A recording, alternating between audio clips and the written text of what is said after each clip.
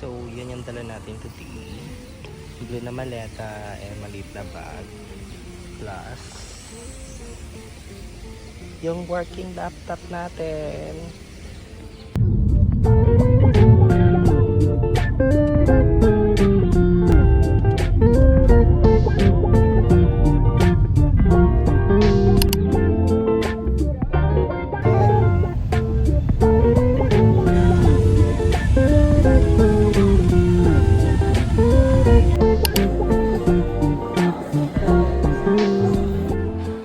So ito yung room. Then ito yung key card. So ito yung room natin, 406.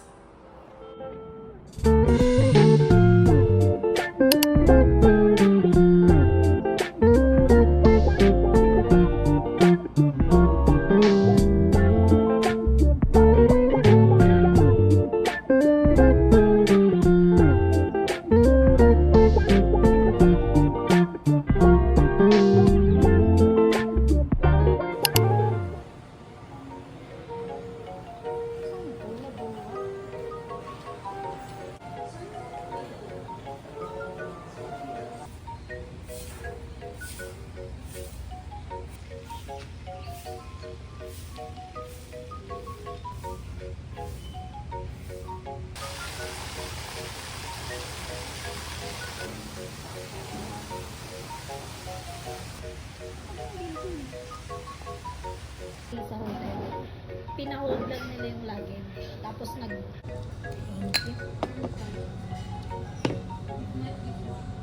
Hello guys, welcome back to my channel. So for today, dito tayo ngayon sa Pico Sands Hotel sa Batangas, Nasugbo, Batangas. So for this vlog, it's going to be a week vlog. This is not a vacation, this is a workcation. So technically, andito ako kami sa Pico Sands to work and also do some vacations. Kasi 1 week kami, so kailangan pa rin mag-work ng mga empleyado ng company namin. So yeah, so right now nandito na ako sa hotel. So as you can see, maganda siya. So I will give you a room tour. Okay, so dito sa Pico Sands Hotel, ang susi nyo is card. So di-tap yung pinto dito.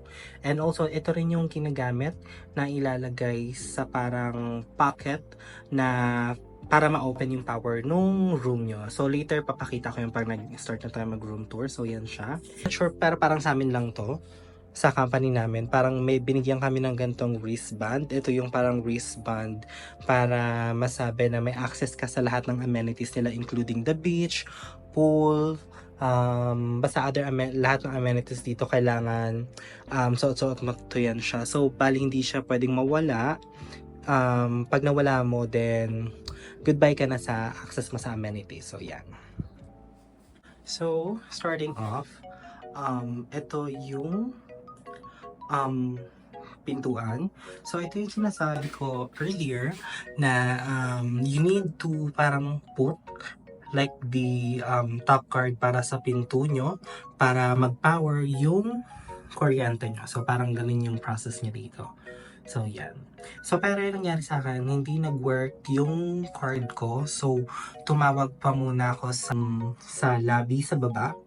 Then, ayun, sila naglagay ng parang extra card dito para gumana yung kuryente ko sa kwarto. So, yan siya.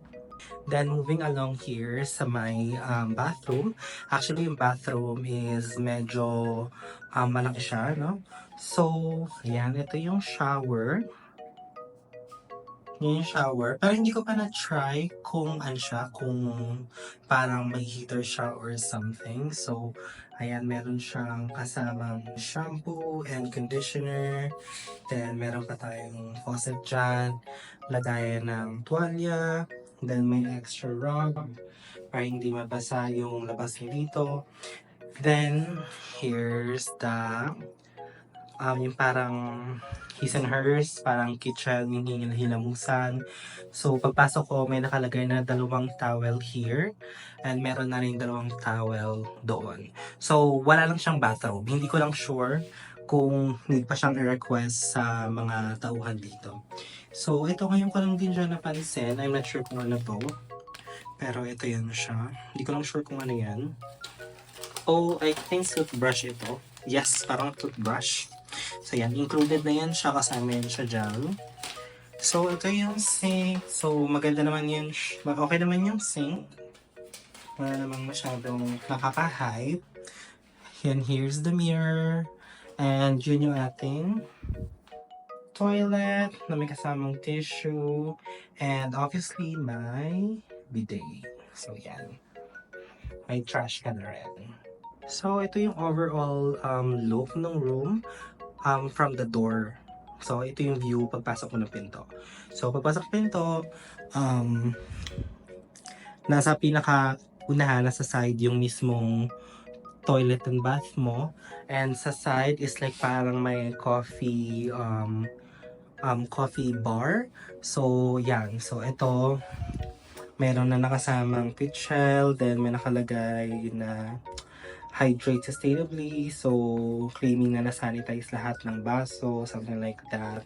Meron din tayong parang kettle. Then, coffee. Hindi ko lang sure kung anong sugar. Then, Nescafe stick. So, yeah. Then, underneath that is a small cabinet na may dalawang drawer. And here's the side is a mini fridge. So, yan. So, goods din. Also, sa tabi nitong parang coffee bar, andyan din yung aircon controller. So, yan. So, yan. Don't mind na lang yung mga nakakalat na mga damit ko kasi hindi pa ako nakapag-ayos. Kakarating lang namin. So, ayan. So, on here, on the side, ito yung kama. So, para siyang king size na kama. So, meron kang cabinet and full body mirror. Pagbasahan nyo na yung outfit kasi nakapagpalit na ako sa comfy na pants. And ito yung aircon. So, split type siya. Napakalakas ng aircon na yan. And grabe, ang lamig ng kwarto. Which is gusto ko naman talaga malamig. So, dito sa side na to, itong cabinet is my Vogue and Bible. So, ayan yung safety instructions sa paggamit ng mga bagay na yan. So, yan.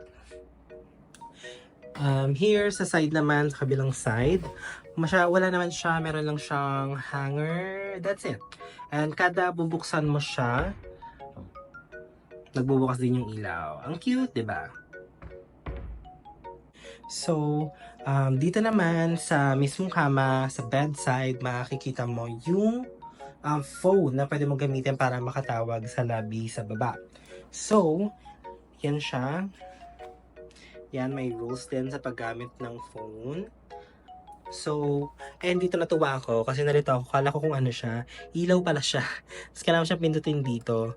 And ang cute niya kasi pwede mo siyang ayusin. So, ito na yung pinakamarang sagad na. Then, pwede mo siyang iganyan, ganyan. Ayun, mali lang pala ng ikot. So, igaganyan mo yan siya. So, yan siya yung pinaka-itsura niya. Then, ayan yung kama. Malambot naman. Yan. Pero feeling ko, pag natulog ako dyan, mamamahay ako. So, baka mapuyat ako. So, yun. Overall, the kama is great. So, ito naman, yung meron siyang TV. I think 32-inch ata yan. Then, meron siyang syempre yung mga drawer. Hindi ko alam kung upuan to or patungan lang siya sa pinagpatungan ko. Then, syempre, nandito yung working laptop natin. May chair.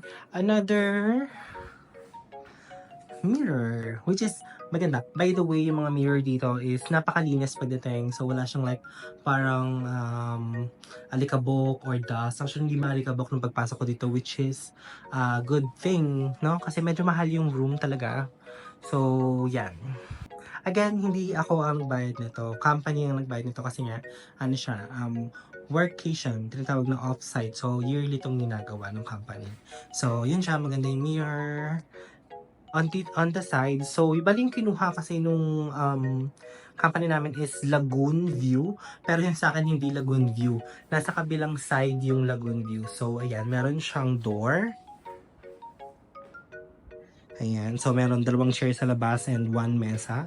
So, maganda siya kasi pag umaga, nagbibigay siya ng natural light. So, yan. Andyan yung parang aircon. Then, eto hindi siya plastic. Ano talaga siya? Parang kahoy talaga na parang banig type yung ginawa. Pero kahoy talaga siya, hindi siya plastic. So, ito yung view ko sa labas. So, as you can see, mapuno. Yan. So, yan siya. Actually, refreshing din. Actually, itong part na to is yung entrance. Diyan sa baba yung pinaka-entrance. Yan. So, okay.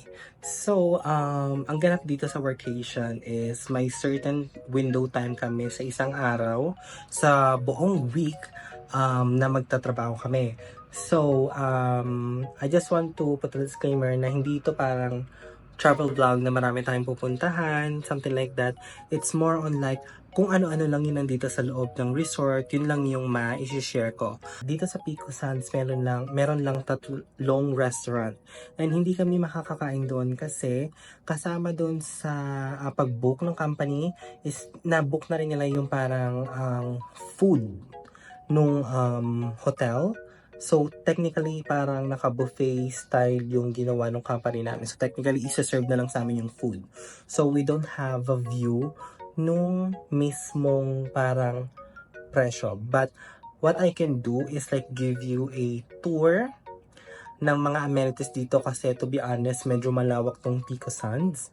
And ang kinaganda, weekdays kami nandito, so wala masyadong tao. And I'm not really sure kung talagang tinatao siya.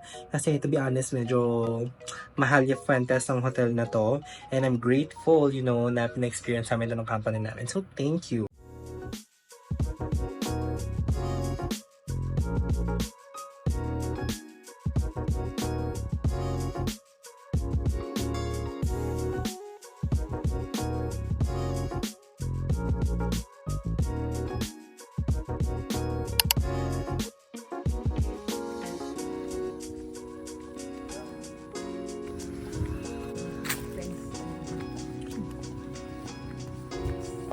Ang ganda naman dito. Ganda naman. Para siyang ano yun, no? Pinagsanib puwersa na Boracay tsaka Baguio.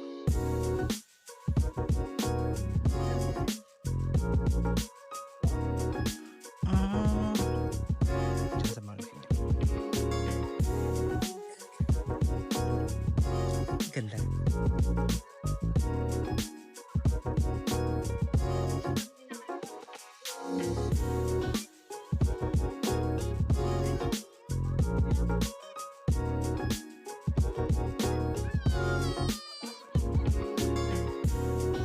Lumulubog yung pa ang subuhan.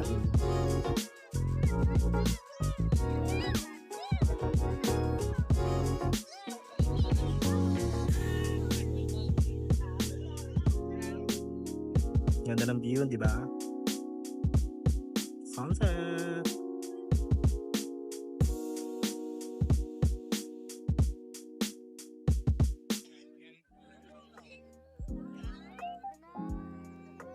Alam mo, tanggalin ko na yung tsinelas. Ang hirap maglakad. Naka-tsinelas sa sand. Ayan. Pupunta ako dun sa parang may bridge. Ganda. Yan, ang ganda dito sa beach. Sa Nasugbu, Batangas, Pico Sands. Medyo haggard na pero laban pa din. Sun kiss yarn. Yeah, so far maganda dito guys. At ngayon pupunta ako sa may bridge. Pero maganda talaga siya guys. Para siyang fusion ng Baguio kasi may bundok sa paligid. And Boracay, pero hindi siya hindi siya white sand. Ooh, parang meron din siyang mga parang tourist attraction picture design like this one o yung bridge, pakita ko sa inyo. Yung bridge na yan, Paano yan? Papuntan lang, char. Paano yan? Para maganda mag-picture dyan pag sunset. So, ayan, ang ganda ng view. Sarap mag-picture dyan. Lakad tayo ngayon sa bridge. Sana kayanin ako neto. Oh, pero maganda siya. Mga rocks again.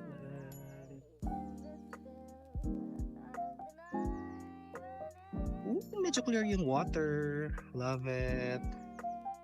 So, may 5 days naman kami dito. So, steps. Oops. Okay, kaya na. Nakatakot. Ayan. Andito ka na. Meron kang view ng lahat. Yan. Sadly, wala akong kasama para mag-picture sa akin. Pero anyways, okay lang yan.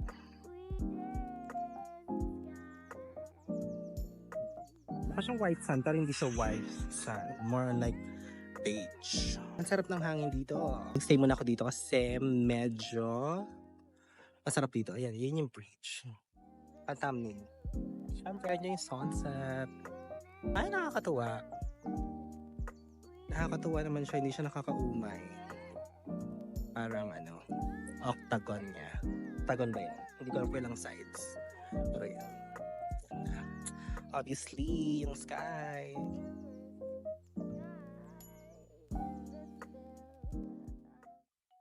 So yeah, as you can see, ang ganda ng beach, di ba? So, first time ko lang din sa ganong beach. Kasi last time na beach na napuntahan ko is yung sa Cavite pa. Just kung beach, nakakaloka yun. Anyway, so yung beach, maganda siya. Naabutan ko ng may sunset, so na-film ko siya. So nakakatawa, ang ganda-ganda. Tapos may bridge pa doon, ang cute. So ngayon, ngayon kasi free day kasi namin ngayon sa work eh. So, what we're going to do is parang medyo sasagarin namin yung activity namin ngayon kasi tomorrow and the following days, most of the time during the day, magano kami mag-work. Then yung kung ano yung matitirang time, yun yung magiging leisure time namin. So bahala na kaming pupunta-punta kung saan-saan sa party dito ng Pico Sands Hotel. So ngayon mag-swimming mo kami. So I'm going to change first ng pang swimming. T-shirt lang naman in short and then we'll be back. Okay, so ito yung itsura pag nighttime. So yan yung lagoon. So pupunta kami ngayon sa pool kasi mag-swimming kami ng isa kong friend. Ayun siya. So, yan. Papunta na kami ngayon sa pool. We're going into pool and itong towel na to is provided by the hotel. So, included to. 2 piraso to. Plus, meron pang 2 tuwalya ulit na puti. This is color. Di ko sure kung para saan to. Pero, since blue siya, I assume para sa pool siya. So, yon. So, ito guys. Yung walkway papunta sa pool. Let me show you. Yan yung lagoon. Ang ganda, di ba?